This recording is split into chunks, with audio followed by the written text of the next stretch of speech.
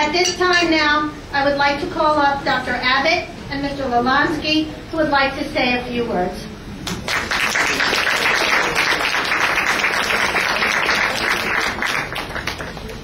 Thank you so much, Robin.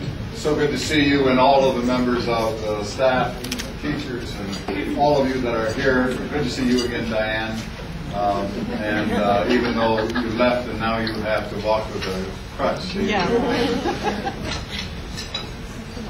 I want to say I certainly can reflect very, very well on what Robin said from a very personal point of view, and tell you that it certainly has been a difficult year. My 42 years in public education, certainly one of the more difficult years. It started last summer, and in terms of knowing the financial situation that we were in, and we're going to have to do some very difficult things, or at least propose them and discuss them and work. And so the process went all year long, and I know that some that may be here and others felt bruised by it. I would tell you that members of the board as well as administration also felt that way, but knew we had to do whatever we could do to make sure that one of the very finest school systems in this state remains strong, and it certainly has that.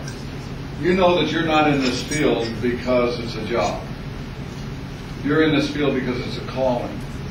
There is no way that most of us would take on the demands of what it is that we do if you did not feel called, not making it a religious issue and making it a calling in terms of service that we have.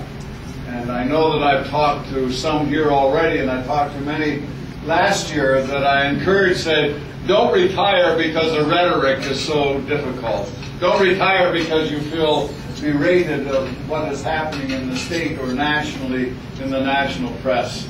Because what you need to do is understand that your definition and who you are and how you give makes very much who you are and makes this district rich. Again, I talked to people who are here tonight that said, well, I think I would have stayed another year. And what you need to always make sure that your heart is in what you're doing. I believe the 15 that are here, the 20 that are retiring, I know I just talked to Ronnie Burns and said, I know it's time. And I told her, I said, well, you know, you can stay another 6 years. Her husband said, absolutely.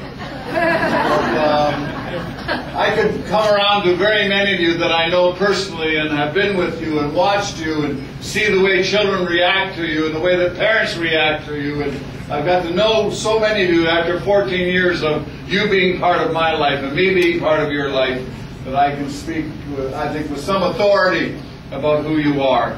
So I thank all of you that are staying.